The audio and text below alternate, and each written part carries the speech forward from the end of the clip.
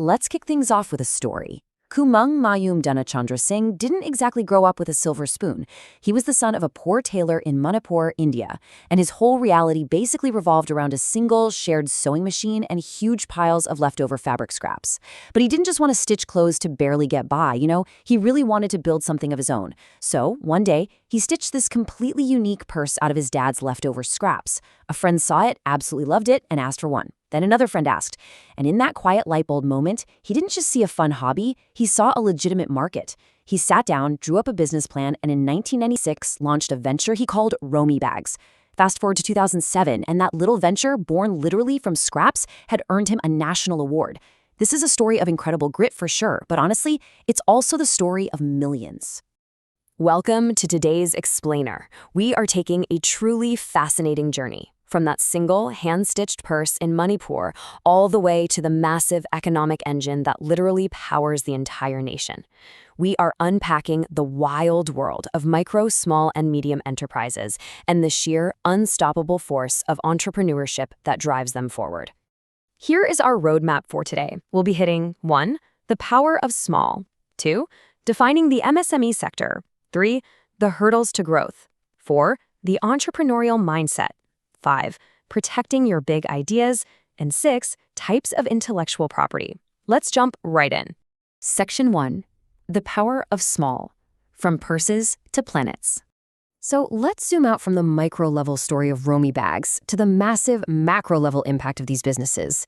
We hear the word small all the time, and let's be honest, we usually think insignificant. But that could not be further from the truth. These enterprises contribute roughly 29.7% of the entire national GDP.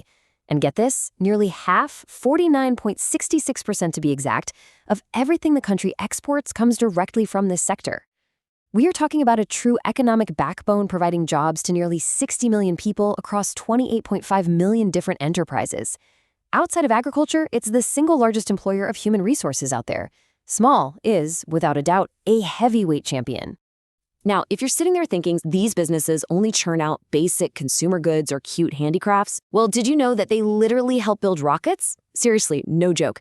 MSME tool rooms provided at least 10 absolutely crucial components from Mongolian. That was India's very first interplanetary space mission to Mars. On top of that, institutes operating under the sector developed vital parts for the cryogenic engine and navigational assemblies of Chandrayaan-2, the lunar mission. This totally shatters that whole cottage industry stereotype. These enterprises are operating at the absolute cutting edge of high-precision, sophisticated tech. Moving on to Section 2, defining the MSME sector. What exactly is small? Okay, so with all this massive impact we just talked about, how does the government legally define a business as micro, small, or medium? To unify this massive, sprawling sector, the government brought in the MSMED Act in 2006. Now, they don't just count your employees. In a country where labor is abundant but capital is scarce, that just wouldn't make sense. Instead, they look at two very strict numbers, your investment in plant and machinery and your total turnover. So a micro enterprise maxes out at 1 crore rupees in investment and 5 crores in turnover. A small enterprise steps that up to a 10 crore investment and a 50 crore turnover. And finally, medium goes all the way up to a 50 crore investment and a 250 crore turnover limit.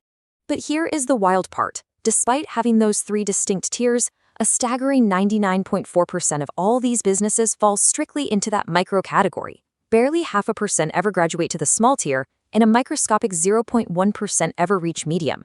Which of course begs the question, what exactly is holding them all back? That brings us to Section 3, the hurdles to growth, surviving the market. Let's face the brutal reality of the market for a second.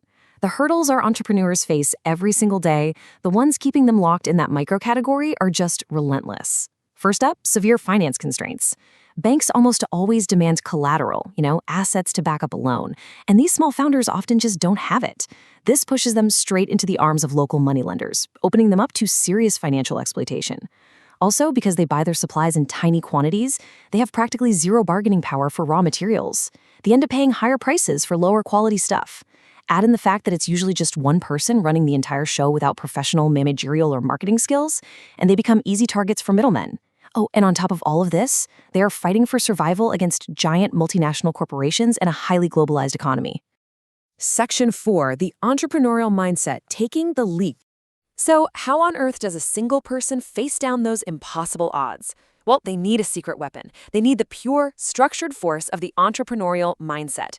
Look, entrepreneurship is completely misunderstood. It's not some magical, mysterious gift you're just born with. Actually, scratch that. It's a highly systematic, step-by-step process. First, it requires intense learning and observation. Second, it demands innovation, figuring out how to do things better, cheaper, or faster. Third, it's about the deep organization of production, mobilizing land, labor, and capital when you might not even own a single one of those things yourself. And finally, it is about taking a calculated risk. An entrepreneur is not a blind gambler rolling the dice. They are so confident in their capabilities that they meticulously calculate the odds to turn a 50% chance into a 100% success. Realizing that this exact mindset is the key to becoming an economic superpower, the government created initiatives like the Startup India scheme. And listen, this isn't just about handing out funding. It's deliberately designed to build a robust ecosystem from the ground up. The goal is to trigger a real entrepreneurial culture across all of society, specifically empowering educated youth, women, and marginalized communities to see starting a business not just as a backup plan, but as a highly viable, lucrative, and preferred career path. Let's pause for a second here. Imagine you've actually taken that leap. You've braved all those hurdles, you have a brilliant business idea just like Rome Bags, and it is finally actually working. The competitors are starting to notice you. Now, how do you legally stop someone else from just swooping in and stealing your hard-earned innovation? Which brings us to Section 5, Protecting Your Big Ideas. Enter IPR. So the absolutely crucial point here is that you have to protect your creations. And that introduces us to IPR, essentially the ultimate legal shield for any entrepreneur. IPR stands for intellectual property rights. Intellectual property is quite literally everywhere, around you right now. The sleek design of your phone, the iconic logo on your shoes, the catchy song on the radio. They all started as just an idea. IPR gives you strict legal rights over the products of your own human mind. This is vital to wrap your head around. Even though an idea is intangible, the law treats it exactly like a piece of physical real estate. As the owner, you can rent it out, you can give it away to a friend, or you can sell it to the highest bidder. Section 6, Types of Intellectual Property, Your Legal Arsenal. But here's the thing. You can't just stand there and yell, "This is mine." You need the right legal weapon for the specific type of creation you have. Let's look at the different types of intellectual property sitting in your legal arsenal. We'll start with trademarks. A trademark is what differentiates your goods from your competitors. Conventional trademarks are the things we see every single day. Words, logos, brand names, specific color combos. But what is truly mind-blowing are non-conventional trademarks. The law has evolved so much that it now recognizes a brand's unique identity can actually be a specific sound, a dynamic movement, or in some parts of the world, even a distinct smell or taste. Then we have trade secrets. Take the insanely popular beverage Coca-Cola. The exact recipe for this drink is famously known by only 3 people in the entire world. But this isn't just a fun little piece of trivia for a pub quiz. It is a heavily guarded legal status. Under the Indian Contract Act, any confidential information that gives a business a competitive edge can be legally locked down and protected as a trade secret. Next up is copyright. This covers your literary, artistic, and dramatic works. Think novels, software code, beautiful paintings, blockbuster films. Now pay close attention to this because it's super cool. Copyright is incredibly unique because the protection kicks in automatically the absolute second the work comes into existence. You don't even have to formally register it for the right to exist. Though, to be fair, registration does make it a whole lot easier to sue someone if they do decide to rip off your work. Sometimes the value of a product comes purely from exactly where it was made.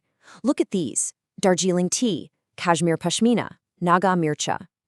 A geographical indication, or GI, protects the collective goodwill of a specific geographic region that has built up an ironclad reputation over centuries. It basically ensures that some producer in a totally different country can't just weave a shawl and legally call it a Kashmir pashmina to trick buyers. Finally, we have patents. This is the big kahuna for scientific inventions and technical advancements. If you create a product or process that is completely new, is totally not obvious to an expert in that specific field, and can actually be manufactured or used in an industry setting, the government will grant you a patent. This gives you the exclusive, undisputed right to exclude anyone else from making, using, or selling your invention for a set number of years. We've seen today how a business can start with a handful of leftover scraps and grow into an absolute powerhouse that shapes national economies and even sends advanced tech to the moon. The journey of an entrepreneur is definitely fraught with hurdles, but when it's fueled by systematic innovation and shielded by intellectual property, human creativity proves to be completely limitless. So, as we wrap up this explainer, I want to leave you with one final big question. What value are you ready to create in this world? And more importantly, how are you going to protect it? Keep learning, keep building, and we'll see you next time.